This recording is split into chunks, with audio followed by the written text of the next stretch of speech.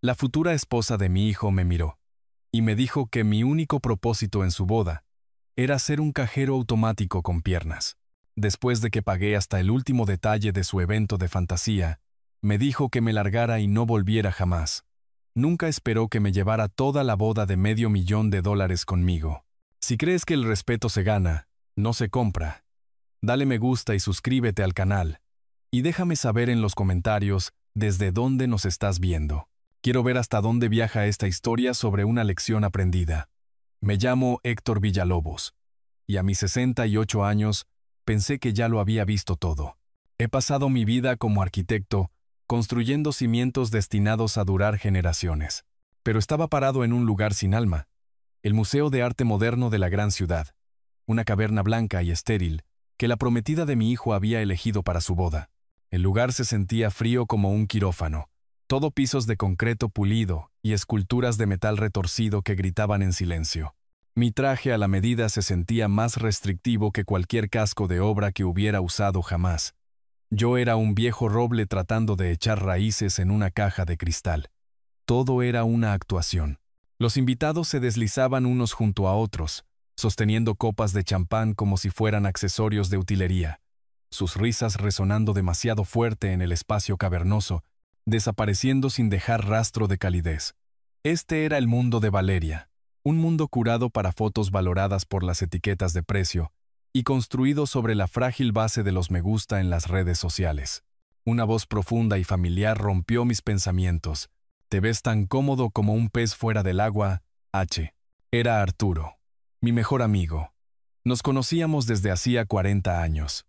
Dos jóvenes tratando de construir algo real en un mundo que no siempre estaba listo para nosotros. Ahora era dueño de la empresa de catering más solicitada del estado. Estaba allí con su impecable uniforme de chef, pero sus ojos tenían la misma calidez y comprensión de siempre. Solo estoy un poco fuera de mi elemento, dije tomando un sorbo de agua con gas. Estoy acostumbrado a lugares con más corazón y menos brillo. Arturo soltó una risa grave, un retumbar bajo. Te entiendo. Este lugar hace que mi famosa carne asada se sienta cohibida. Pero tienes que admitir que esta chica, Valeria, seguro sabe cómo gastar tu dinero. No estaba siendo cruel, solo honesto. Yo había firmado los cheques. El cheque por el lugar. El cheque por las orquídeas traídas en avión desde alguna isla remota. El cheque por el cuarteto de cuerdas que tocaba una música tan genérica que parecía la banda sonora de un anuncio de autos de lujo. Lo hice por Emilio, mi hijo. Quería que fuera feliz. Pero mirándolo ahora, de pie junto a Valeria, forzando una sonrisa para el fotógrafo, no veía felicidad. Veía a un hombre interpretando un papel para el que no había audicionado. Al otro lado del salón, Lorenzo, una leyenda del jazz y mi confidente más cercano, hizo una señal a su banda para que tomaran un descanso. Caminó hacia nosotros, con su estuche de trompeta en la mano. Héctor, ¿estás seguro de esto? ¿Un bolero clásico? ¿En medio de toda esta cosa moderna? Una sonrisa genuina tocó mis labios por primera vez esa noche. Estoy seguro, L. Esa era la canción de Elena. Ella merece estar aquí esta noche de alguna pequeña manera. Mi difunta esposa, Elena, fue la arquitecta de mi corazón. Todo lo que construí fue para ella. Lorenzo asintió con los ojos llenos de una historia compartida. Por Elena, tocaría blues hasta en la catedral. Justo entonces, Valeria se dirigió hacia nosotros. Se movía como una nube de tormenta en un vestido de $1,000. Su sonrisa era una máscara educada y perfectamente practicada. Dio un asentimiento seco a Arturo y Lorenzo antes de fijar su mirada en mí. Señor Villalobos, ¿podría hablar con usted en privado? La dulzura en su voz era delgada, como una capa de hielo sobre un lago congelado. Asentí y la seguí a una galería más pequeña dominada por una sola escultura roja que parecía un accidente automovilístico. En el momento en que estuvimos fuera de la vista, su sonrisa se desvaneció. ¿Qué cree que está haciendo?, espetó. Su voz era un siseo bajo. No estoy seguro de entenderte, respondí, manteniendo mi propia voz firme. No se haga el tonto conmigo, dijo ella con rabia. Esa canción vieja, ese bolero, ¿está tratando de convertir mi boda en un servicio conmemorativo para su esposa muerta? Las palabras estaban diseñadas para herir, y lo hicieron. pero me negué a dejar que ella lo viera. Necesito que entienda algo. Este es nuestro día, nuestro comienzo. Es una marca nueva. No es un tributo al pasado. La miré. Realmente miré a la mujer que mi hijo había elegido para casarse. Vi un pozo sin fondo de inseguridad. Un hambre de estatus que nunca podría ser saciada. Ella era la madre de Emilio. Fue la primera canción que bailamos. Pensé que sería un hermoso gesto. Sus gestos son obsoletos. Me interrumpió, alzando la voz. ¿No lo entiende? Su tiempo terminó. El tiempo para esos recuerdos sentimentales se acabó. Su legado, su único valor para nosotros ahora, es su cuenta bancaria. Y ya pagó por esta fiesta. Dio un paso más cerca. Sus fríos ojos azules taladrando los míos. Gracias por pagar la cuenta. Ahora puede irse. Me quedé allí en silencio, dejando que sus feas palabras colgaran en el aire entre nosotros. El silencio pareció enfurecerla más que cualquier argumento. ¿Estás sordo?, escupió, perdiendo la paciencia. Lárguese de aquí. Váyase y no vuelva nunca más. Usted no es bienvenido aquí. Y eso fue todo. La grieta final en los cimientos. En ese momento no sentí ira ni siquiera dolor. Todo lo que sentí fue una repentina y escalofriante claridad. Era la sensación que tiene un arquitecto cuando encuentra el defecto fatal en un plano. Todos los pequeños momentos de los últimos 2 años, todos los insultos sutiles, las constantes peticiones de dinero, todo encajó en su lugar. Estaba mirando el diseño completo de su traición. Mi silencio la puso nerviosa, y entonces hice algo que ella no esperaba. Sonreí. No fue una sonrisa cálida. Era la sonrisa de un hombre que finalmente entendía el alcance total del problema y sabía exactamente cómo arreglarlo. Muy bien, Valeria, dije con voz tranquila, casi gentil.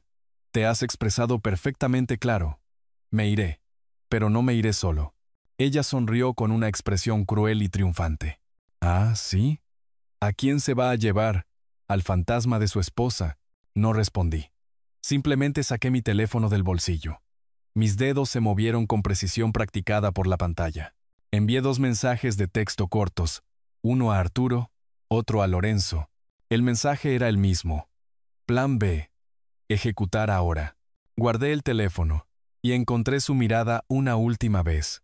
Buena suerte con tu fiesta. Me di la vuelta y me alejé, dejándola sola con el metal rojo retorcido. Ella todavía estaba saboreando su victoria, completamente ajena al hecho de que acababa de entregarme el detonador. Salí de la galería y fui directamente hacia Lorenzo. Había recibido el mensaje. Sin decir una palabra, él y su banda comenzaron a empacar sus instrumentos. Fue silencioso, eficiente, profesional. Le di un ligero asentimiento. Él entendió todo. Luego, caminé hacia el área de catering. Arturo me vio venir. Nuestros ojos se encontraron a través de la habitación. Me dio un único asentimiento firme. Él también había recibido el mensaje. Dio una orden tranquila a su personal. Inmediatamente, dejaron de hacer lo que estaban haciendo. El vino dejó de servirse. Los camareros comenzaron a cubrir las bandejas de comida exquisita con papel aluminio. Se movían con la eficiencia silenciosa de un ejército bien entrenado. El cambio fue tan repentino, tan silencioso, que al principio los invitados no se dieron cuenta, pero entonces el silencio los golpeó. La música, la sangre vital del evento, se había ido. Un murmullo confuso se extendió entre la multitud. ¿Por qué se iba la banda? ¿Por qué estaban empacando los del catering? ¿Dónde estaba el plato fuerte? Emilio corrió hacia mí, con el rostro pálido de pánico. Papá, ¿qué está pasando? ¿Por qué se detiene todo? Miré a mi hijo, con el corazón doliéndome por el hombre que se suponía que debía ser. Deberías preguntarle a tu novia, dije, mi voz plana, desprovista de emoción. Ella me dijo que no era bienvenido aquí, dado que soy yo quien paga todo esto. Supuse que mis proveedores deberían irse con su cliente. Justo entonces, Valeria emergió de la galería, con una mirada engreída todavía en su rostro, pero su expresión se desmoronó al asimilar la escena. La vida se estaba escapando de su fiesta perfecta. Vio a la banda saliendo. Vio a los del catering llevándose los carritos de comida que nunca se serviría. Vio a Arturo y a Lorenzo, mis amigos más antiguos, de pie a mi lado, listos para salir conmigo. Y luego sus ojos se posaron en mí, el hombre viejo y obsoleto que acababa de descartar. Su mirada cambió de la confusión al pánico, y finalmente a una horrorizada comprensión. Cuando finalmente entendió quién se iba conmigo, no solo un anciano, sino el cimiento entero de su glamurosa fantasía, gritó. Fue un sonido crudo y feo de pura furia, y derrota total, resonando en las frías paredes blancas del museo. Fue el sonido de una factura que vence. Le di la espalda al grito y a los escombros de la fiesta, y salí al aire fresco de la noche, con mis amigos a mi lado. Los cimientos se habían agrietado, y era hora de construir algo nuevo. Me alejé del museo, mis manos firmes sobre el cuero desgastado del volante. Mi auto, un Jaguar clásico, zumbaba silenciosamente. Su motor antiguo era un marcado contraste con el caos que acababa de desatar. Las luces de la ciudad pasaban como rayas por las ventanas, desdibujándose en pinturas abstractas de rojo y oro. Dentro del auto, solo había el suave resplandor del tablero y el sonido tranquilo de mi propia respiración. Había esperado sentir una tormenta dentro de mí. Dolor por mi hijo, rabia contra la mujer que había envenenado su mente. Pero no había tormenta. En cambio, había una calma profunda e inquietante. Era la quietud que viene después de que un edificio es demolido. El polvo se asienta, y por primera vez puedes ver el cielo claramente. El grito de Valeria todavía resonaba en mi mente, pero estaba perdiendo su poder, desvaneciéndose como un mal sueño. Me di cuenta con una sensación de asombro de que me sentía liberado. Durante 2 años había estado viviendo en una casa con cimientos agrietados, fingiendo que las paredes no estaban a punto de colapsar. Había sido asfixiado lentamente por 1000 pequeños compromisos, 1000 momentos en los que me mordí la lengua por el bien de una paz que nunca fue real.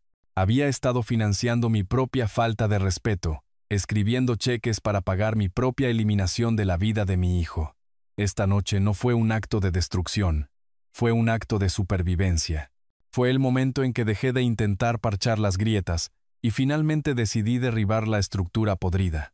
Había amado a Emilio con cada fibra de mi ser. Todavía lo hacía. Pero el hombre que vi esta noche con su sonrisa hueca y ojos asustados era un extraño, un fantasma usando la cara de mi hijo. Él había hecho su elección mucho antes de esta noche. Eligió la brillante promesa vacía del mundo de Valeria sobre el amor sólido y sin glamour que lo había criado. Había confundido mi paciencia con debilidad, mi generosidad con un recurso inagotable al que tenía derecho. Había olvidado la primera regla que le enseñé como arquitecto y como padre. Una hermosa fachada no vale nada si los cimientos están corruptos. La estructura inevitablemente colapsará. Mientras tomaba el camino largo a casa, conduciendo a lo largo de la orilla del lago, un suave tema de jazz comenzó a sonar en la radio.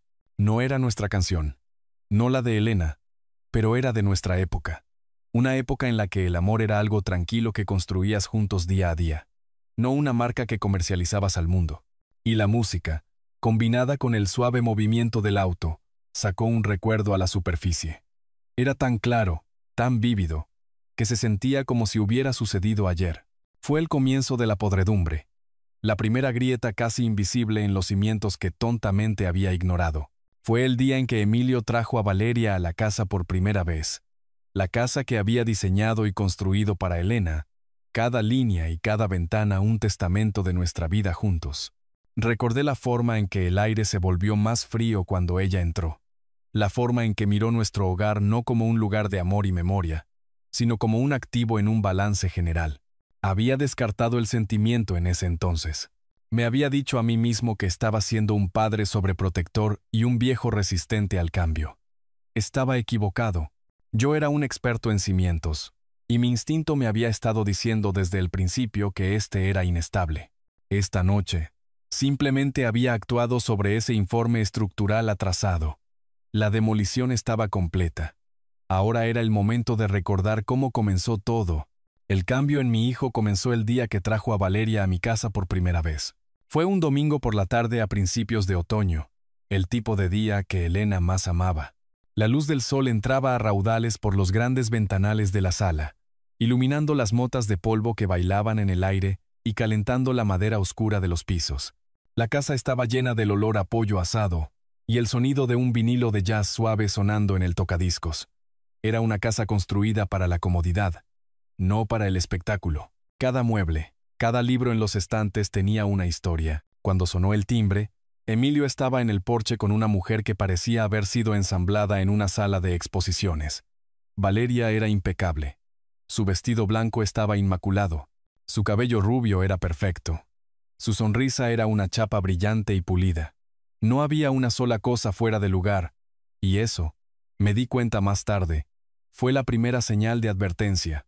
Emilio estaba nervioso, más nervioso de lo que jamás lo había visto. Se desvivía por ella, tomando su abrigo, ofreciéndole una bebida, riéndose un poco demasiado fuerte de sus bromas. Estaba actuando para ella.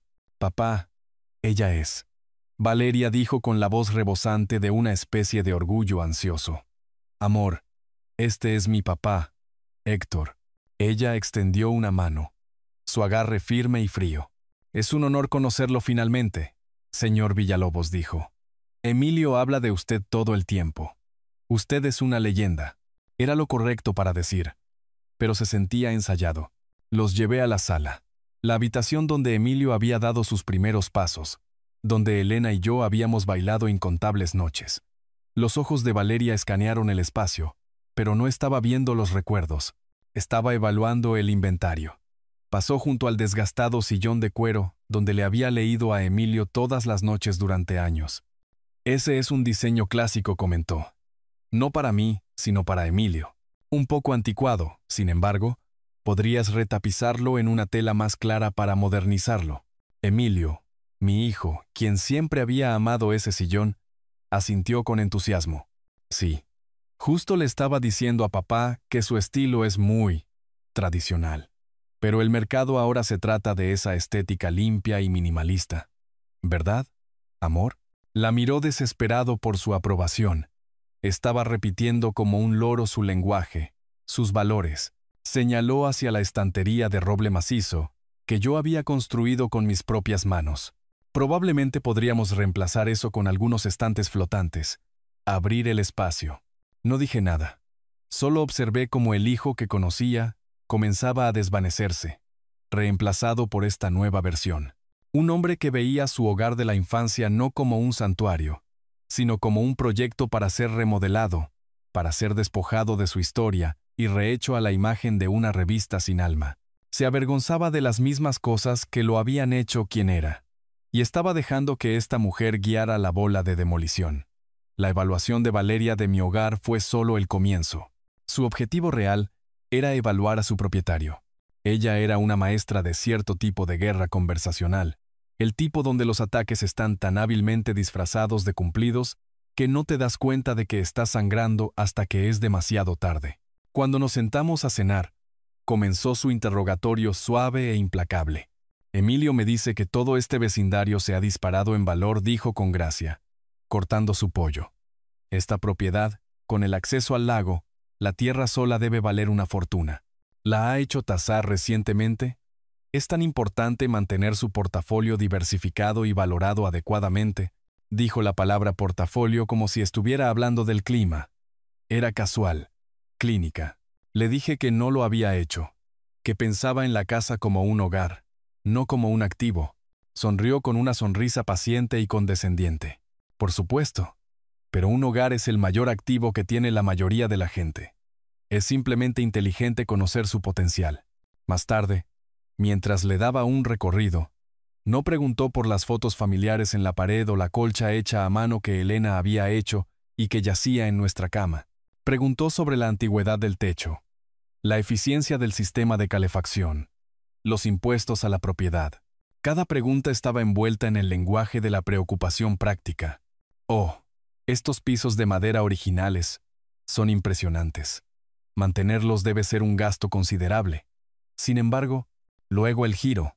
Emilio dice que usted fue tan brillante con sus inversiones antes de retirarse. Debe ser un gran consuelo tener ese tipo de seguridad financiera. Tantas personas de su generación no planearon adecuadamente.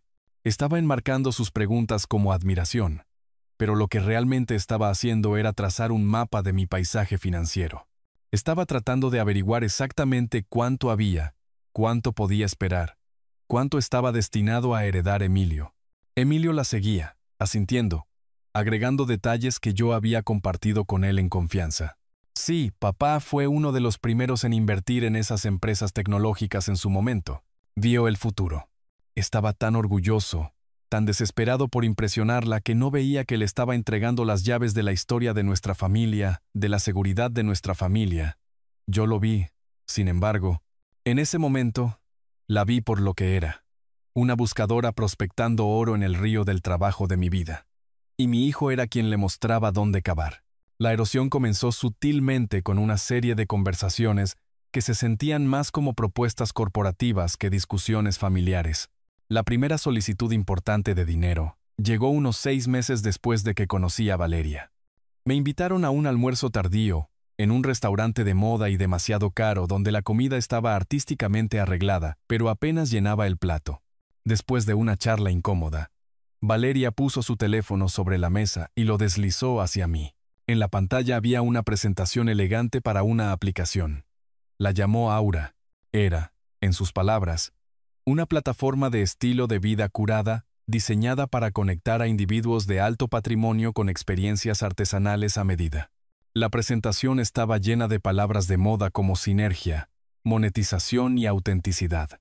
Estaba bellamente diseñada y carecía totalmente de sentido. Emilio me miraba, con los ojos muy abiertos, con una emoción desesperada y fabricada. ¿No es brillante, papá? Es un disruptor total del mercado. Estamos entrando en la planta baja. Todo lo que necesitamos es un capital semilla para que el desarrollo despegue. Deslicé las diapositivas. Había fotos de gente haciendo cerámica, riendo en catas de vino y arreglando flores. No había proyecciones financieras, ni modelo de negocio, ni una explicación clara de cómo la empresa realmente ganaría dinero. Levanté la vista del teléfono. No dije que era una idea terrible. No alcé la voz. Simplemente hice las preguntas que le haría a cualquier contratista que viniera a mí con un plano. ¿Quiénes son sus clientes que pagan?, pregunté. ¿Las tarifas? ¿Son los usuarios o los artesanos que brindan las experiencias? ¿Cuál es el modelo de reparto de ingresos? ¿Cuáles son sus costos operativos proyectados para los primeros 2 años? ¿Y cómo se compara eso con su pronóstico de ingresos más conservador?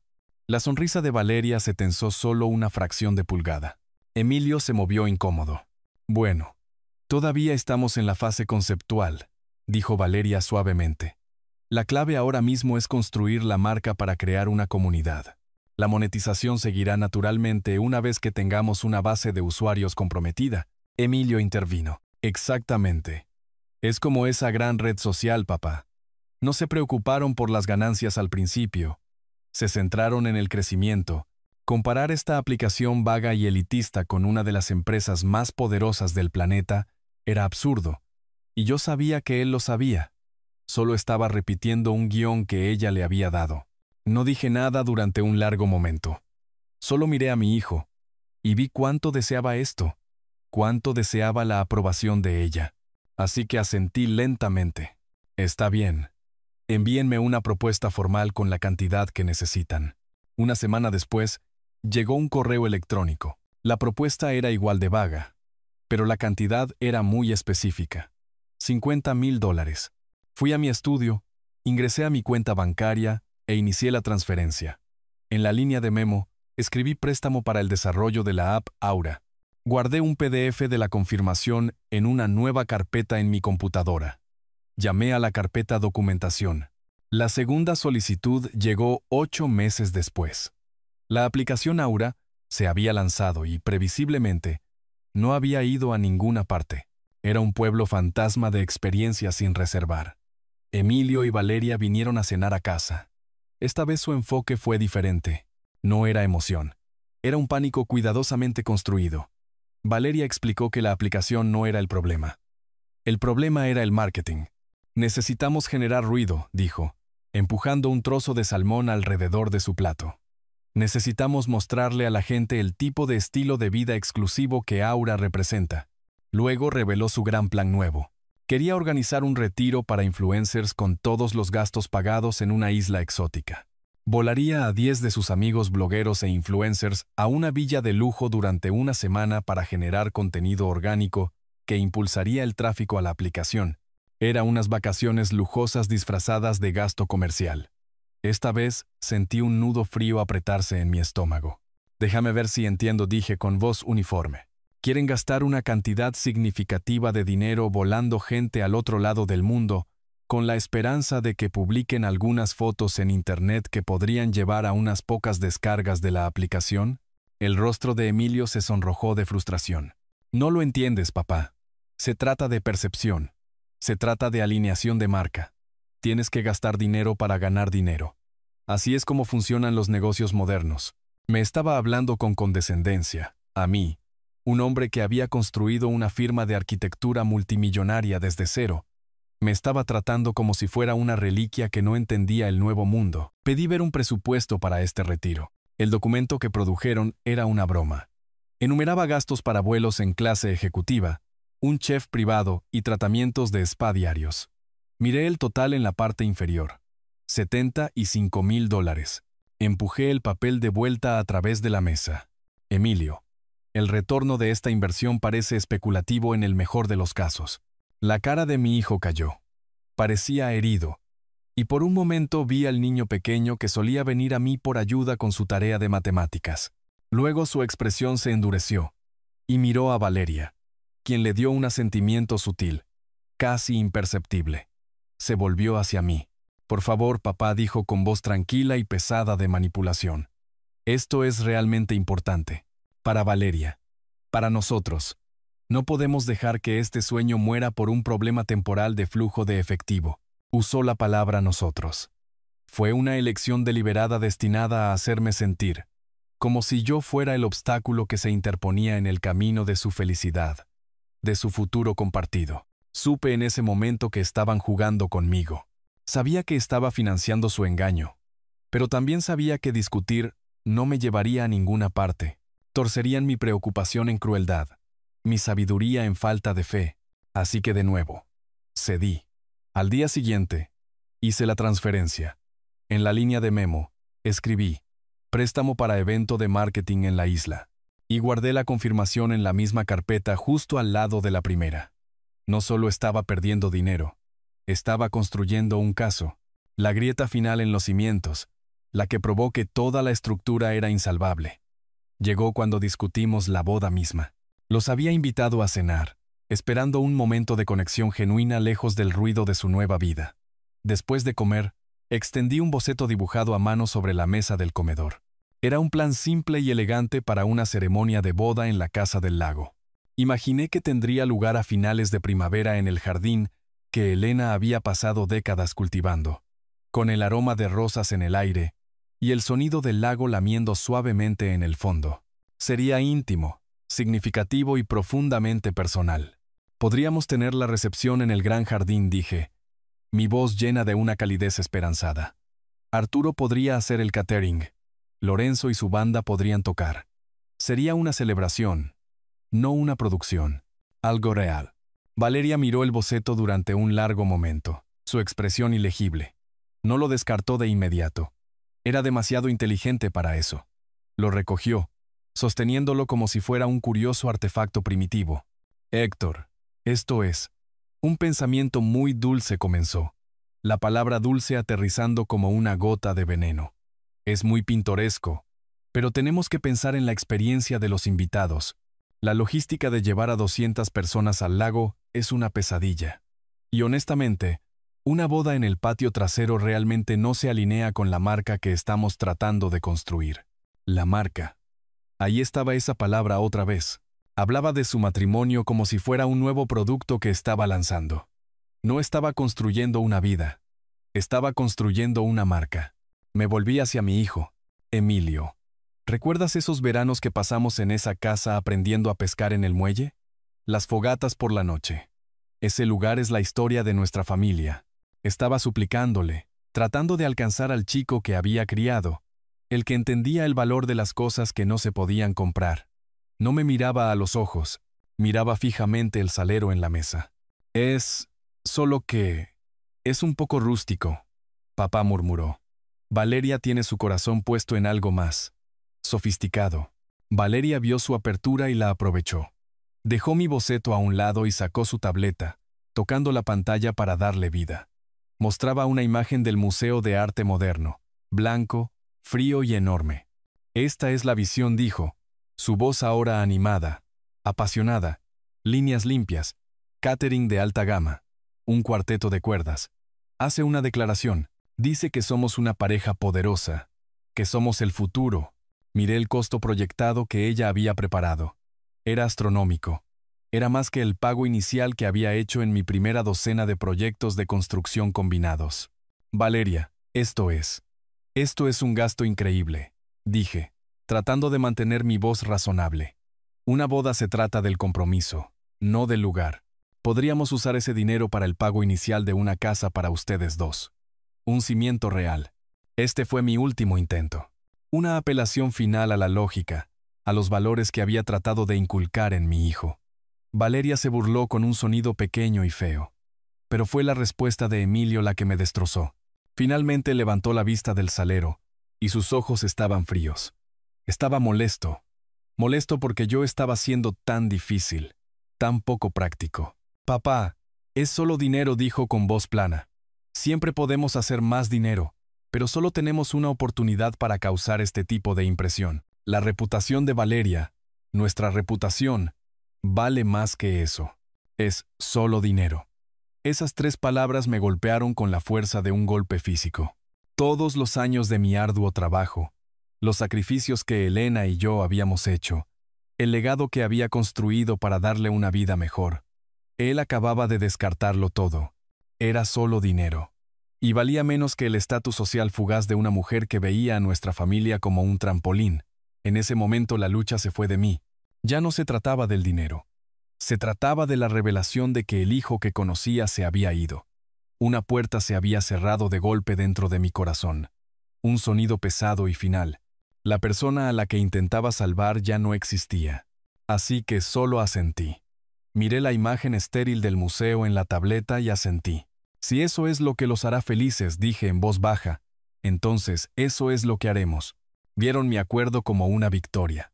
Yo sabía que era una rendición. Ya no estaba financiando una boda. Estaba financiando el fin de mi familia. Y documentaría hasta el último centavo. La reunión que selló su destino tuvo lugar 3 meses antes de la boda. En una fría mañana de martes. Emilio me había llamado la noche anterior. Su voz vibrando con una energía artificial. Dijo que él y Valeria habían estado trabajando en un proyecto, algo realmente emocionante para mi futuro, y querían presentármelo formalmente. La palabra formalmente quedó en el aire como una amenaza.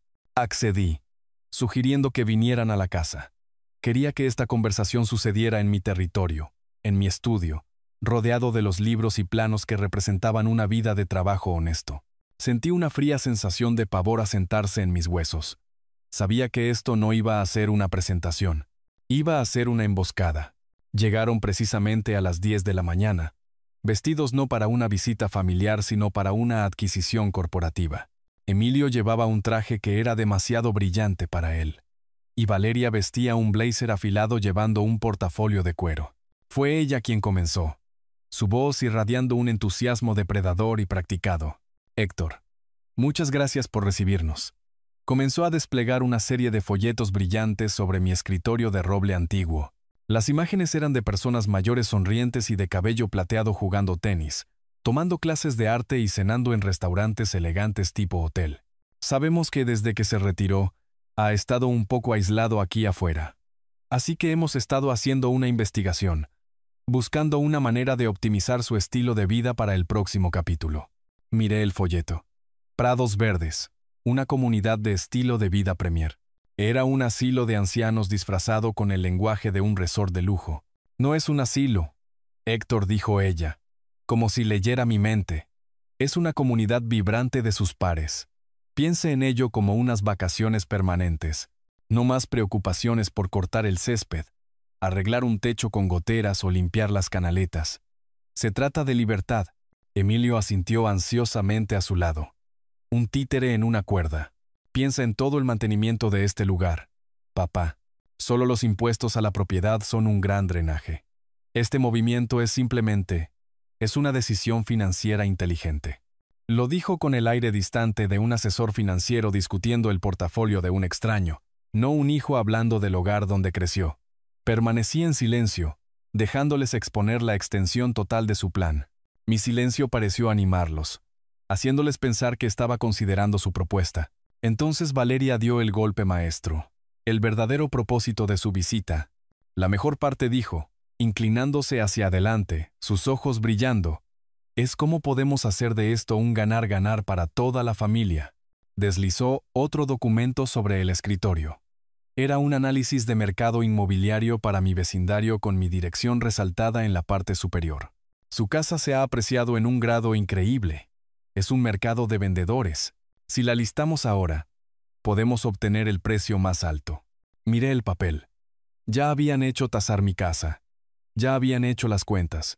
Emilio finalmente habló, exponiendo los detalles feos con una frialdad escalofriante. Entonces, el plan es simple. Vendemos la casa. Las ganancias serán más que suficientes para cubrir la tarifa de entrada a Prados Verdes para ti. Y con el resto respiró hondo. Finalmente podemos pagar el pago inicial de un lugar propio en la ciudad. Un lugar adecuado para que empecemos nuestra familia. Ahí estaba. El plano completo de su codicia. No estaban planeando mi retiro. Estaban liquidando mi vida. Pretendían vender el hogar que yo había construido con mis propias manos. El santuario donde había criado a mi hijo. El lugar donde cada rincón guardaba un recuerdo de Elena. Usarían ese dinero sagrado para financiar su propio estilo de vida lujoso. Y, a cambio, me guardarían en una jaula dorada hasta que muriera. Escuchaba, pero realmente ya no oía las palabras. Estaba mirando la arquitectura de su traición. Vi cada mentira, cada manipulación, cada movimiento calculado que había llevado a este momento. Estaban hablando de mi vida como si fuera una propiedad para ser volteada para obtener ganancias. La integridad estructural de nuestra familia, el cimiento de amor y respeto que pensé que había construido, se había ido. Había sido una fachada todo el tiempo. Miré a mi hijo. Lo miré a los ojos, buscando un parpadeo de duda, una pizca de vergüenza, un rastro del niño que una vez creyó que un hogar era más que solo un activo. No encontré nada, solo me devolvió la mirada, esperando mi respuesta, con una cara esperanzada y expectante. Realmente creía que esta era una buena idea. No veía traición, ni falta de respeto. Solo veía una solución lógica a un problema financiero. Y el problema era yo. Mi vida. Mi hogar. Después de un largo y pesado silencio que llenó cada rincón de la habitación, finalmente hablé. Mi voz era tranquila, desprovista de toda emoción. Empujé sus folletos brillantes y análisis de mercado de vuelta hacia ellos. Me han dado mucho en qué pensar, dije. Déjenme revisar esto. Tomaron mi calma como una señal de consideración, de una victoria potencial. Valeria sonrió con una pequeña mueca triunfante. No tenían idea de lo que acababan de hacer. Habían esperado una discusión, un estallido emocional. Se habían preparado para una pelea.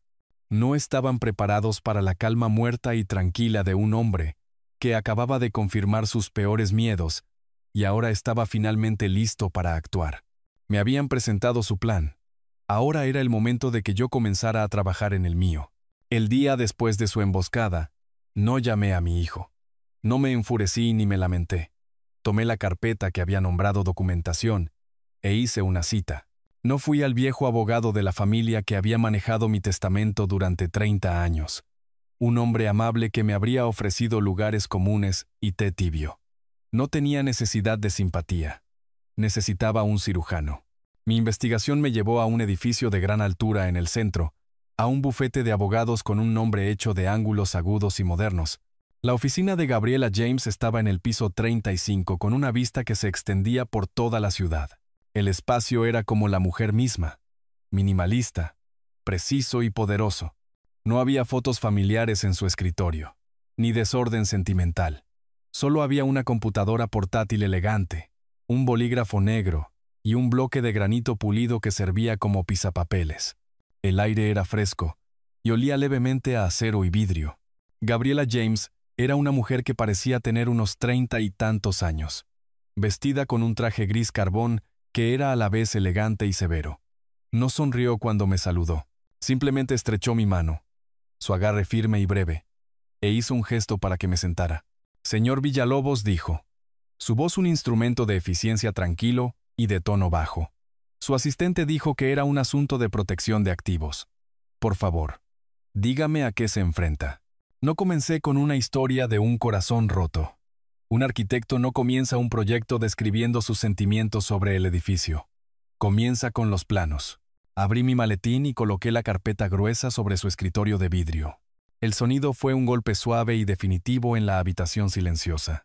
Señora James, comencé. Mi voz tan firme como mi mano. Soy el fundador y único propietario de una vida de activos, y actualmente me enfrento a un intento de adquisición hostil desde dentro de mi propia familia. Esta carpeta contiene los documentos preliminares de su propuesta. Abrí la carpeta y expuse la evidencia en una fila ordenada, tal como expondría los planos arquitectónicos para un cliente. Primero, el folleto brillante para la comunidad de retiro de lujo. Segundo, la tasación inmobiliaria no solicitada de mi casa. Tercero, coloqué las impresiones de las transferencias bancarias, cada una anotada con la fecha y el propósito declarado del préstamo. Finalmente, agregué una copia de las facturas que ya había pagado por la boda, todas las cuales fueron facturadas a mi empresa, Diseños Villalobos, no a mí personalmente. La observé mientras trabajaba. No ofreció ni una sola palabra de consuelo. Simplemente se puso un par de elegantes anteojos de marco negro y comenzó a leer. Su enfoque era absoluto. Examinó cada documento con la misma intensidad desapegada que un ingeniero estructural usaría para buscar una fractura fina en una viga de soporte. No estaba leyendo una tragedia familiar. Estaba analizando un contrato, buscando debilidades, puntos de apalancamiento.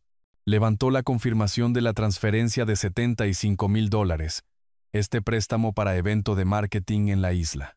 Fijó sus ojos sin apartarlos de la página. ¿Se firmó algún pagaré? ¿Se acordó algún calendario formal de pago? No respondí. Fue un acuerdo verbal entre un padre y un hijo. Entonces legalmente fue un regalo, afirmó. No como una pregunta, sino como un hecho. Pasó al siguiente documento. ¿Y estos contratos de boda? Facturarlos a su corporación fue una elección interesante. ¿Fue eso intencional? Sí, dije. He aprendido a lo largo de los años que siempre es sabio mantener un amortiguador profesional. Un destello de algo que podría haber sido admiración cruzó su rostro por una fracción de segundo, y luego desapareció. Se recostó en su silla, con las yemas de los dedos juntas. Ya no estaba analizando, estaba elaborando una estrategia. Señor Villalobos, comenzó, su voz nítida. Emocionalmente, su situación es compleja. Legalmente, es notablemente sencilla. Su hijo y su prometida han cometido un error crítico. Han confundido su generosidad con una obligación legal. Han construido todo su plan sobre una base de suposiciones. Y un caso legal construido sobre suposiciones es como una casa construida sobre arena. Se inclinó hacia adelante de nuevo. Quieren liquidar su activo principal, su hogar. Así que eliminaremos ese activo de la ecuación por completo. Redactaré el papeleo para colocar su propiedad en un fideicomiso irrevocable efectivo de inmediato. Lo llamaremos el fideicomiso del legado Elena Villalobos. Usted será el fiduciario. A su muerte, el fideicomiso tendrá un nuevo beneficiario. Recomendaría una organización benéfica o una institución educativa que admire. Su hijo puede recibir residencia de por vida siempre que pague todos los impuestos, seguros y costos de mantenimiento él mismo. Podrá vivir en la casa, pero nunca podrá venderla ni pedir prestado contra ella. Será un hogar, no un cajero automático. El plan era limpio, frío y perfecto. ¿Qué pasa con el dinero que ya les he dado?, pregunté. Los regalos, me corrigió suavemente. Redactaremos pagarés por cada cantidad. Se los enviaremos a su hijo, para su firma, formalizándolos como deudas legales con una tasa de interés estándar. Probablemente se negará a firmar. Eso está bien. Su negativa será un asunto de registro útil si alguna vez intenta reclamar en el Tribunal de Sucesiones que usted tenía la intención de financiar su vida indefinidamente. Establece un patrón. Finalmente, tocó las facturas de la boda. Y esto es su apalancamiento. Su corporación es el cliente. Si el cliente es insultado, si se le pide que abandone las instalaciones, el cliente tiene todo el derecho de rescindir los servicios de sus proveedores. Es limpio. Es negocios. Expuso toda la estrategia con la precisión desapasionada de un maestro de ajedrez, explicando una secuencia de jaque mate. No se hablaba de venganza ni lenguaje de represalia. Solo existía la aplicación clínica de la ley para proteger lo que era mío. No estaba ofreciendo ayudarme a ganar una pelea familiar. Estaba ofreciendo ayudarme a hacer cumplir los términos de un contrato que mi hijo había violado sin saberlo. Miré a esta mujer aguda y brillante, y sentí el primer destello de esperanza que había sentido en meses. Había acudido a ella con unos cimientos desmoronándose. Ella acababa de entregarme un nuevo juego de planos dibujados en acero. «Señora James», dije con voz clara y resuelta, «por favor, proceda». Durante las siguientes 2 semanas me moví con la eficiencia silenciosa de un hombre ejecutando un conjunto de planos que conocía de memoria. El paso primero y más importante fue construir una fortaleza alrededor del corazón de mi legado, la casa. Gabriela James redactó los documentos para el fideicomiso irrevocable con la precisión de un maestro cartógrafo trazando una frontera nueva e inquebrantable. Me senté en su oficina y leí cada palabra. El lenguaje legal era denso, pero la arquitectura del plan era simple y hermosa en su fuerza. La propiedad sería transferida a una nueva entidad, el fideicomiso del legado Elena Villalobos. Ya no era solo una casa, era un monumento a su memoria, y estaría protegida por toda la fuerza de la ley. Yo era el fiduciario, el guardián de ese legado mientras viviera. Pero el verdadero genio de la estructura era lo que sucedía después de que yo me fuera. El nuevo beneficiario del fideicomiso no sería Emilio. Sería la escuela de arquitectura de mi antigua universidad. Un lugar que me había dado mi comienzo. Un lugar que Elena y yo habíamos apoyado durante años. El fideicomiso financiaría una beca para estudiantes desfavorecidos en su nombre para siempre. Se insertó una cláusula, un solo párrafo que actuaba como una bondad y una jaula. A Emilio se le otorgaría el derecho de vivir en la casa por el resto de su vida. Podría criar a su familia allí, caminar por los mismos pasillos que hizo de niño y disfrutar del refugio que yo había construido, pero nunca sería su dueño. Nunca podría venderla, nunca pedir prestado contra ella, nunca tratarla como una partida en su portafolio. También era responsable de todo. Los impuestos, el seguro, el mantenimiento. Se le estaba dando la responsabilidad de un hogar sin el premio financiero que Valeria deseaba tan desesperadamente. Ya no era un activo para ser liquidado. Era un legado para ser mantenido. Firmar ese documento no se sintió como un acto de venganza. Se sintió como un acto de preservación. Estaba protegiendo la memoria de mi esposa de las mismas personas que deberían haber sido sus guardianes más devotos. A continuación, Gabriela dirigió su atención a la hemorragia financiera. Tomó las impresiones de las transferencias bancarias, los $125,000 que había vertido en sus fantasías, y comenzó a construir un tipo diferente de estructura, una estructura de deuda. Redactó 2 pagarés legalmente vinculantes, uno por $50,000 para la aplicación fallida, el otro por $75,000 para las vacaciones de influencers en la isla. Cada documento era una declaración legal silenciosa. Transformaba lo que ellos veían como un derecho en una deuda. Reclasificaba retroactivamente mi generosidad como un préstamo formal, completo con una modesta tasa de interés estándar y un calendario de pago claro. Enviaremos estos a su hijo por correo certificado, explicó Gabriela con voz desprovista de emoción. Se le indicará que firme y los devuelva. Casi con certeza se negará. Probablemente lo llamará enojado y confundido. Esto se espera. Su negativa a reconocer una deuda no la invalida, especialmente cuando tenemos los registros bancarios de las transferencias. Su negativa simplemente se convierte en otra pieza de evidencia para nuestro archivo. Demuestra sus intenciones. Su estrategia era brillante. No se trataba de recuperar el dinero. Se trataba de cambiar la narrativa. Yo ya no era el padre infinitamente indulgente. Yo era un acreedor. La pieza final del rompecabezas, el plan operativo para la boda misma, era algo que había puesto en marcha hace meses, guiado por un destello de previsión que ni siquiera sabía que poseía en ese momento. Cuando Valeria había insistido en los proveedores más caros de la ciudad, desde el catering de Arturo hasta la banda de Lorenzo, yo había aceptado. Pero no había firmado los contratos como Héctor Villalobos, ciudadano privado. Por consejo de mi contador, había firmado cada contrato bajo mi entidad corporativa, Diseños Villalobos. Era un escudo legal simple, algo que hacía para todos los grandes gastos.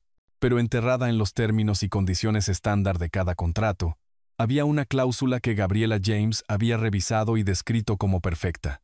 La cláusula establecía que todos los servicios debían prestarse a satisfacción del representante designado en el sitio por el cliente. Si a este representante se le pedía por alguna razón que abandonara el evento, la compañía se reservaba el derecho de considerar el contrato rescindido y todos los servicios concluidos de inmediato. El representante designado en el sitio para Diseños Villalobos, en cada uno de esos contratos para esa boda, figuraba como yo, Héctor Villalobos. Sin darme cuenta, había construido mi propia escotilla de escape. La trampa no era algo que tuviera que construir. Era algo que ellos, sin saberlo, me habían pedido que pusiera. Todas las piezas estaban ahora en su lugar. Mis activos estaban protegidos. Mis intenciones estaban legalmente aclaradas.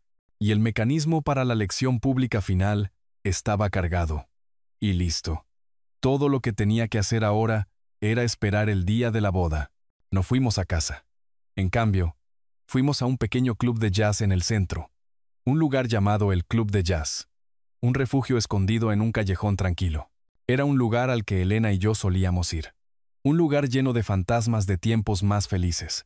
El aire era espeso con el olor a madera vieja, whisky y el llanto conmovedor de un saxofón. Arturo, Lorenzo y yo tomamos una pequeña cabina en la parte trasera, lejos de la escasa multitud.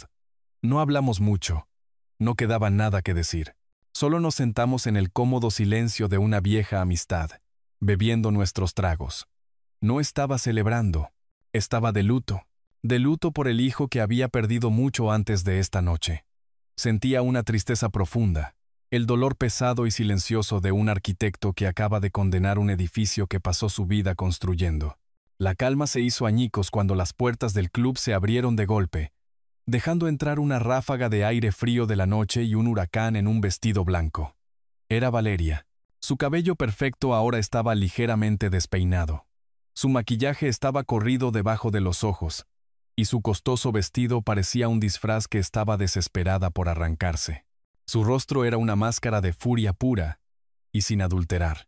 Detrás de ella, como un fantasma, estaba Emilio, con el rostro ceniciento en su esmoquín, luciendo 2 tallas demasiado grande para su repentinamente frágil estructura.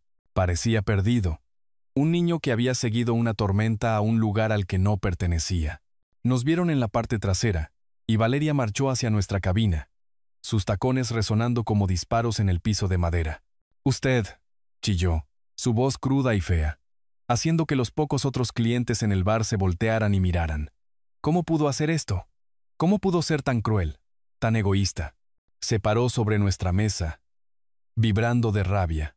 Arturo y Lorenzo permanecieron perfectamente quietos, sus expresiones ilegibles, 2 montañas inmutables ante su tempestad.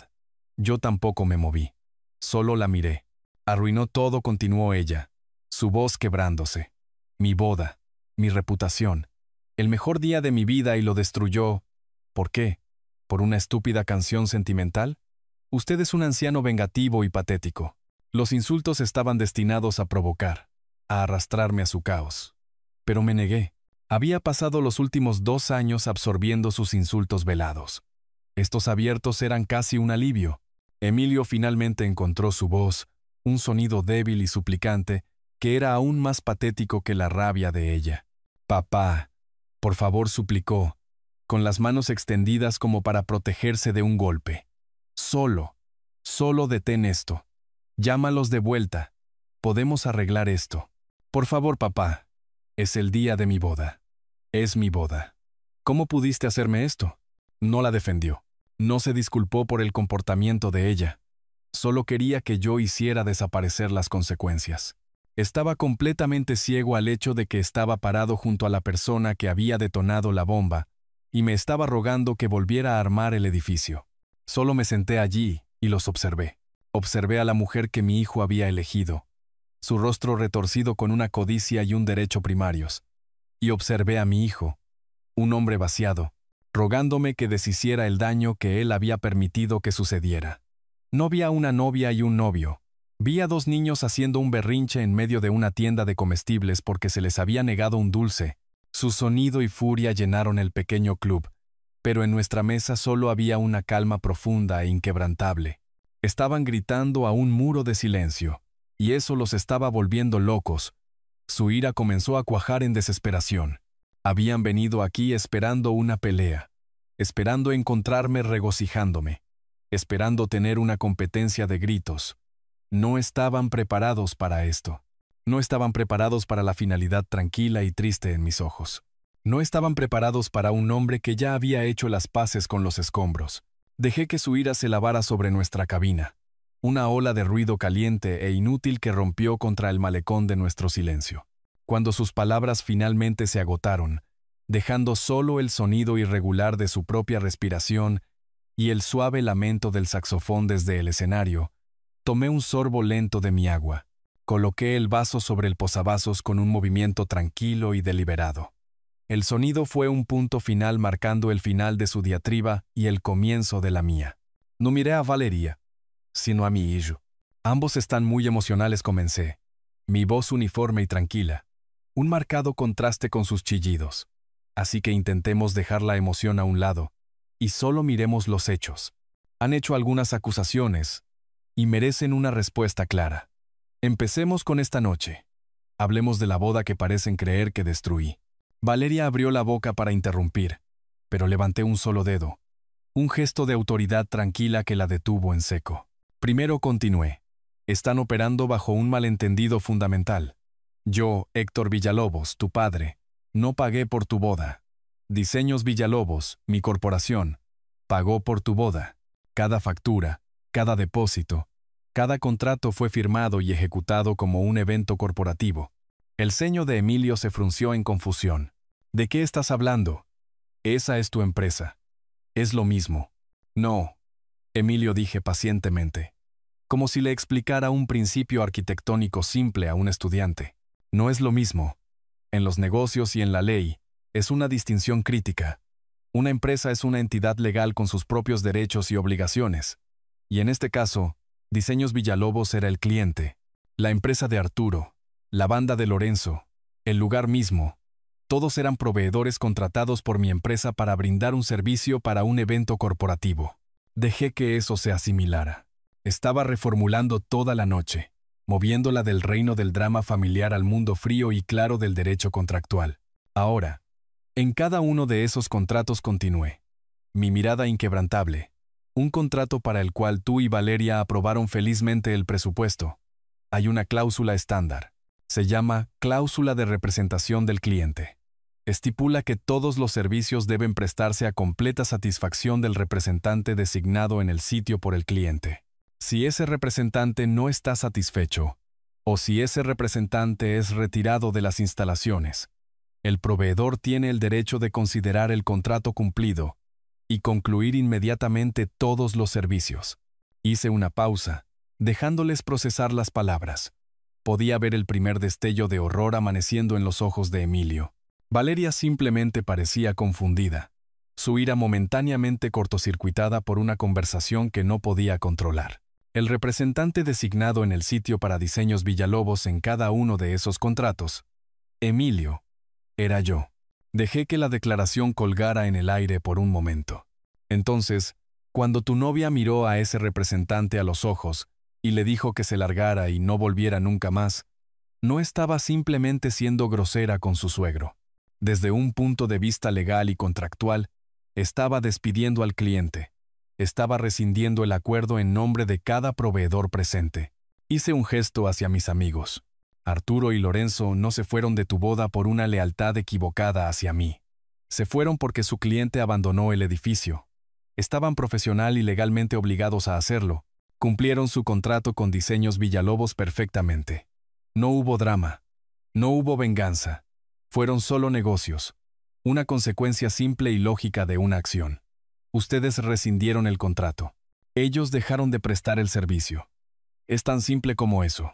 Dejé que la lógica de mis explicaciones se asentara en el silencio de nuestra cabina. Vi a Emilio luchando con ello, tratando de encontrar una falla en el muro contractual que yo había construido. Valeria, sin embargo, solo parecía impaciente. Claramente pensaba que este era mi único movimiento. un truco mezquino para arruinar su noche. Estaba todavía muy lejos de comprender el alcance de su derrota. Levanté mi vaso de agua nuevamente, la imagen de la calma. Pero eso dije, mirando de mi hijo a su nueva esposa, eso solo resuelve el problema de los desafortunados eventos de esta noche. Realmente deberíamos hablar sobre el futuro, su futuro y el mío. Después de todo, ambos vinieron a mi estudio hace solo unos meses con una presentación muy detallada para mi próximo capítulo. Sería grosero de mi parte no devolver el favor y actualizarlo sobre mis propios planes. Vi un destello de inquietud en los ojos de Valeria. Esto no estaba siguiendo su guión. Hablemos de la casa, dije, mi voz suave pero llevando el peso de un juicio final. La casa del lago, la que hicieron tasar, la que planeaban vender para financiar su nueva vida y pagar mi estadía en la comunidad de Prados Verdes. Emilio se estremeció como si lo hubiera golpeado. El rostro de Valeria se endureció. Tenían razón en una cosa, continué. Es un activo valioso, demasiado valioso para dejarlo en manos inciertas. Es por eso que hace 2 meses hice que mi abogada finalizara la creación de un fideicomiso irrevocable. Valeria soltó una risa corta y aguda de incredulidad. ¿Un fideicomiso? ¿De qué está hablando? No puede hacer eso. Oh, pero puedo, dije. Y lo he hecho. La casa, la tierra, todo ya no me pertenece. Ahora es propiedad exclusiva del fideicomiso del legado Elena Villalobos. Lleva el nombre de tu madre, Emilio, una mujer que entendía que un hogar se construye con amor, no solo con madera y piedra. Observé a Valeria. La palabra irrevocable era un término legal, pero ella entendía su poder. Significaba permanente. Significaba final. El fideicomiso tiene un nuevo beneficiario, expliqué, dejando que cada palabra aterrizara con precisión. A mi muerte, la propiedad será transferida a la Escuela de Arquitectura de la Universidad de Northwood para financiar una beca permanente en nombre de Elena para estudiantes jóvenes y desfavorecidos. Su legado será construir futuros, no financiar estilos de vida. El color comenzó a drenarse del rostro de Valeria. Lo estaba viendo ahora, el día de pago multimillonario, la clave de la vida que creía que se le debía, disolviéndose en humo justo ante sus ojos. No susurró, su voz un carraspeo seco. No, estás mintiendo. No he terminado, dije, mi voz inquebrantable. Hice una provisión para ti, Emilio. El fideicomiso te otorga residencia de por vida en la casa. Puedes vivir allí gratis por el resto de tu vida. Por una fracción de segundo, una esperanza desesperada brilló en los ojos de Valeria. Vio una laguna, una forma de obtener todavía lo que quería. Pero entonces le di el golpe final aplastante. Sin embargo, dije, los términos son muy claros. Como residente, eres legalmente responsable del 100% de los impuestos a la propiedad, el seguro, el mantenimiento y todo el cuidado. Nunca serás dueño de ella. Nunca podrás venderla. Nunca podrás pedir prestado contra ella. Ni siquiera puedes cambiar el color de la pintura en las paredes sin el permiso por escrito de la Junta del Fideicomiso, que será administrada por la universidad. No se te está dando un activo, Emilio. Se te está dando una responsabilidad. La esperanza en los ojos de Valeria murió, reemplazada por una mirada de pura y horrorizada comprensión. Su mundo perfectamente construido acababa de ser demolido. No balbuceó, sacudiendo la cabeza, la compostura cuidadosamente elaborada rompiéndose en 1.000.000 de pedazos. No, no puedes. Esa es nuestra casa. Esa es la herencia de Emilio. La miré. Mi expresión tranquila pero mi corazón pesado. No, Valeria. Dije, mi voz tranquila pero absoluta. Nunca fue tu casa. Y era el legado de Emilio, no su herencia. Un legado que él estaba completamente preparado para vender al mejor postor. Simplemente hice lo que un buen arquitecto siempre hace. Protegí los cimientos. Valeria todavía estaba balbuceando, su mente tambaleándose por la pérdida de la casa. Pero yo no había terminado. Había una lección final que enseñar, y esta no era para ella. Esta era para mi hijo. Dirigí toda mi atención a Emilio. Y por primera vez esa noche, mi voz perdió algo de su frío desapego, reemplazada por una tristeza profunda y tranquila. Y eso solo deja un último asunto pendiente, dije, mis ojos clavados en los suyos. El dinero.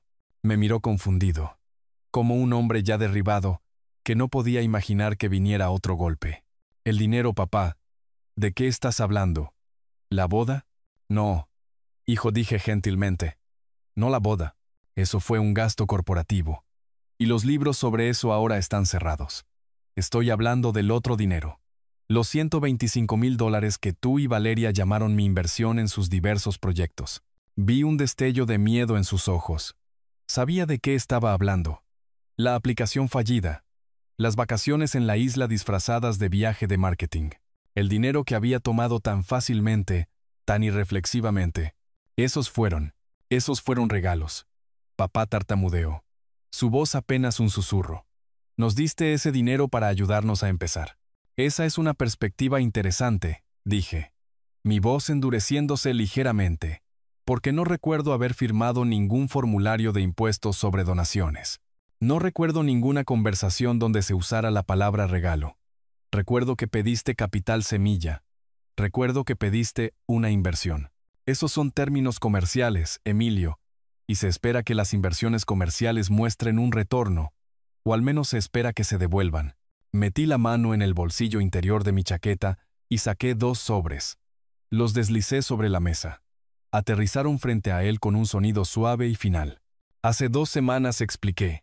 Mi abogada les envió 2 cartas certificadas que contenían pagarés legalmente redactados que formalizaban esas cantidades como préstamos personales de mí para ti. Se negaron a firmar para recibirlos. Está bien, su negativa ha sido notada. Estas son sus copias. Miró los sobres como si fueran serpientes venenosas. No los tocó. Me miró. Su rostro un lienzo de incredulidad y horror naciente.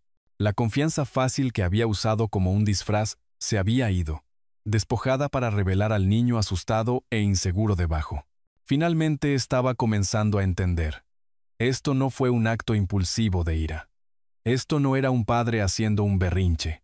Esta fue una estrategia planeada durante mucho tiempo y ejecutada meticulosamente.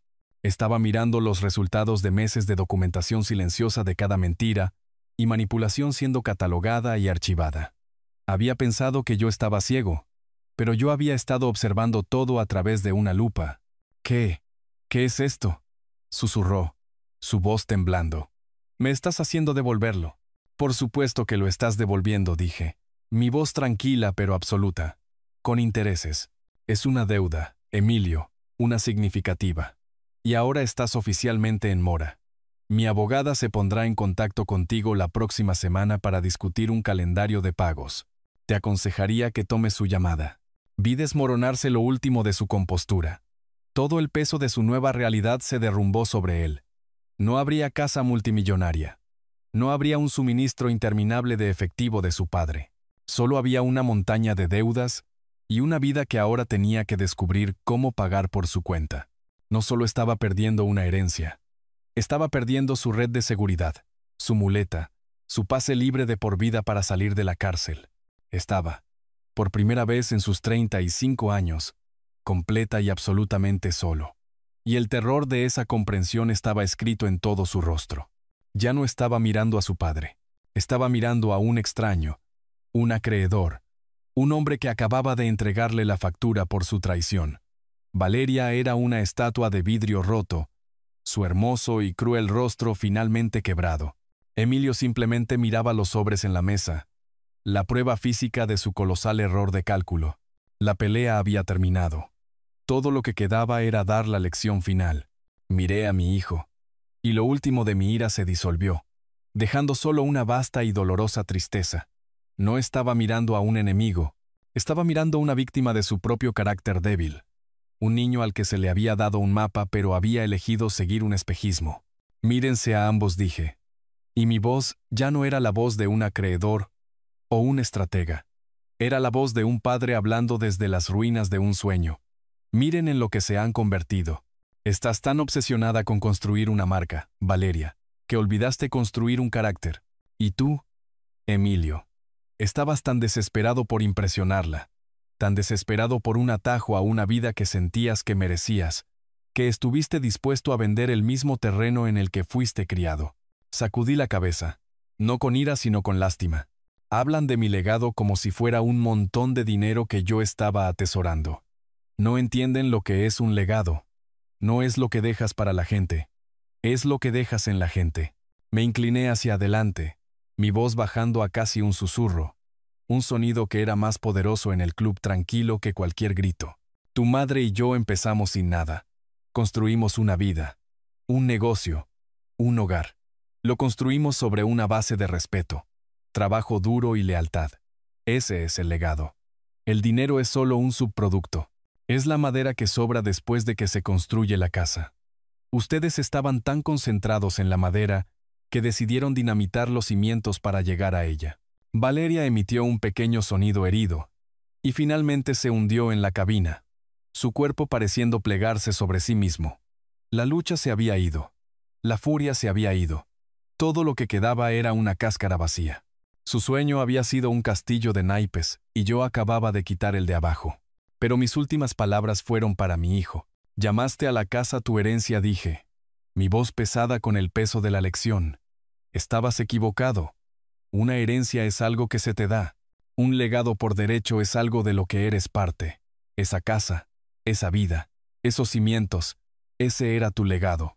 No tenías que ganártelo. Solo tenías que respetarlo, protegerlo, construir sobre él. Pero no lo hiciste. Lo viste como una mercancía, algo para vender al mejor postor para financiar una vida de imitaciones baratas e impresiones vacías. Finalmente me miró y en sus ojos, por primera vez, vi algo más que miedo o derecho. Vi un destello de comprensión. No estaba mirando al anciano que había descartado, al cajero automático ambulante que había dado por sentado. Estaba viendo al arquitecto, al hombre que diseñaba y construía cosas para durar, al hombre que entendía que una estructura es tan fuerte como sus cimientos. Estaba viendo al padre que había perdido, no porque yo me hubiera ido, sino porque él se había alejado demasiado. El reconocimiento fue un amanecer lento y agonizante en su rostro, y supe que sería un dolor que cargaría por el resto de su vida. Me puse de pie colocando algunos billetes sobre la mesa para cubrir nuestras bebidas. Arturo y Lorenzo se pusieron de pie conmigo. No les hice esto a ustedes, dije, mi voz clara y final. Simplemente evité que se lo hicieran a ustedes mismos y a mí. Ustedes eligieron los materiales. Ustedes dibujaron el plano defectuoso. Yo solo soy el inspector de edificios condenando una estructura que nunca debió mantenerse en pie. Y con eso me di la vuelta y me alejé, dejándolos sentados en los escombros de la vida que habían tratado de construir. No miré atrás. No necesitaba hacerlo. La lección estaba completa. El matrimonio de Emilio Villalobos y Valeria Miller, una unión construida sobre la promesa de una herencia de 7 cifras, no duró la semana. Su futuro compartido era un plan de negocios, y yo acababa de declararlo en bancarrota. Las discusiones que siguieron no fueron las peleas apasionadas de amantes desilusionados. Fueron las negociaciones amargas y frenéticas de socios comerciales volviéndose uno contra el otro después de un fracaso catastrófico. No estuve allí para escucharlas, pero podía imaginar las conversaciones. Había visto los planos de sus caracteres y sabía cómo reaccionarían bajo presión. Valeria, la despiadada directora ejecutiva de su corporación de 2 personas, habría acusado a Emilio de incompetencia, de debilidad. Se habría enfurecido con él por no tener un mejor manejo de su propio padre, por no asegurar los activos. Habría visto su debilidad no como un defecto de carácter, sino como un pasivo comercial que le había costado todo. Y Emilio, por su parte, finalmente habría visto la maquinaria fría y dura debajo de su hermoso exterior. Su resentimiento largamente reprimido y su deseo de complacerla habrían salido a la superficie. La habría culpado por presionarlo, por llenarle la cabeza con ideas de marcas y estilos de vida, por enseñarle a avergonzarse del mundo sólido y respetable del que provenía. Su sueño compartido, una vez un palacio brillante en el cielo, ahora era solo un montón de escombros que se arrojaban el uno al otro. Su amor había sido garantía para un préstamo que había sido reclamado. Sin el dinero, no tenían nada en común. El final era inevitable. Valeria era una pragmática por encima de todo. Cuando una marca falla, no te quedas por lealtad. Haces un cambio de marca. Aproximadamente un mes después de la boda, escuché a través de un conocido mutuo que ella se había mudado. No hubo un proceso de divorcio dramático. Fue más como una disolución corporativa. Empacó sus cosas. Contrató a un abogado para asegurarse de que no hubiera lazos financieros persistentes y desapareció de la vida de Emilio tan limpiamente como si nunca hubiera estado allí. Estaba cortando sus pérdidas, avanzando para encontrar una empresa nueva y más prometedora. No tenía tiempo que perder en un proyecto fallido. Su partida dejó a Emilio solo en el elegante y minimalista apartamento que habían alquilado anticipando su nueva vida. Un apartamento que ya no podían pagar. Era un rey dejado solo en un castillo vacío, rodeado de los muebles caros y sin alma que Valeria había elegido. Cada pieza un monumento a un futuro que nunca llegaría. Y entonces comenzaron las consecuencias reales. Las cartas educadas e implacables de la oficina de Gabriela James comenzaron a llegar. No eran amenazas, eran comunicaciones comerciales. Un calendario de pagos propuesto para la deuda de $125,000. Recordatorios de las sanciones por falta de pago. Emilio, quien nunca había tenido que preocuparse por el dinero ni un día en su vida, ahora se veía obligado a mirar una hoja de cálculo que detallaba en blanco y negro el costo real de sus elecciones. Tuvo que vender el auto caro que Valeria había insistido en que compraran. Tuvo que romper el contrato de arrendamiento del apartamento. Tuvo que buscar un trabajo real, uno que pagara un salario basado en sus habilidades, no en el nombre de su padre. El mundo, que siempre había sido un lugar suave y indulgente para él, de repente se había vuelto duro e inflexible. Por primera vez, se enfrentaba a la lógica fría e imparcial de causa y efecto. Ya no era el hijo de Héctor Villalobos, el prominente arquitecto. Era solo Emilio Villalobos, un hombre con una montaña de deudas, un matrimonio fallido y un futuro que tenía que construir desde cero por sí mismo. Había perdido a su esposa, había perdido la casa, había perdido el dinero, pero la pérdida más profunda, la que yo sabía que estaba lidiando en el silencio de su nueva vida más pequeña, era la pérdida del respeto de su padre. Y esa era una deuda que ninguna cantidad de dinero podría pagar jamás. Pasaron 6 meses. Los bordes crudos y afilados del evento se habían suavizado en un dolor sordo en mi corazón. No sentía alegría por lo que había hecho. No hay alegría en amputar una parte de ti mismo para salvar el todo, pero en los momentos tranquilos sentía una paz profunda e inquebrantable. Era la paz de un hombre que había enfrentado una tormenta y todavía estaba de pie en tierra firme. Había protegido lo que era más sagrado para mí, la memoria de mi esposa y la integridad de una vida de trabajo. El costo fue alto, pero el costo de la inacción habría sido mayor. Habría sido la muerte lenta y corrosiva de mi propia alma. Una mañana de otoño brillante y clara, me paré en el campus de mi antigua universidad. El aire era fresco, y las hojas se estaban volviendo de tonos dorados y carmesí. Una pequeña multitud se había reunido en un césped bien cuidado donde estaba a punto de construirse un nuevo edificio. Una gran pancarta ondeaba en la brisa, y en ella estaban las palabras: Futuro sitio del Centro de Innovación Arquitectónica, Elena Villalobos. No estaba allí como un donante buscando reconocimiento. Estaba allí como un testigo silencioso de una promesa cumplida. El decano de la escuela estaba en un podio, hablando sobre el poder transformador de la educación, sobre dar una oportunidad a aquellos con talento, pero sin medios. Habló sobre Elena, sobre su pasión por nutrir mentes jóvenes. Habló sobre la beca que llevaría su nombre, una beca financiada por el fideicomiso, un legado que construiría cientos de futuros. Mientras hablaba, vi una figura parada en el borde de la multitud, parcialmente oculta por la sombra de un gran roble. Era Emilio. Estaba más delgado y parecía mayor. Vestía sencillamente con una chaqueta gastada y jeans. Estaba solo. No estaba allí como invitado de honor.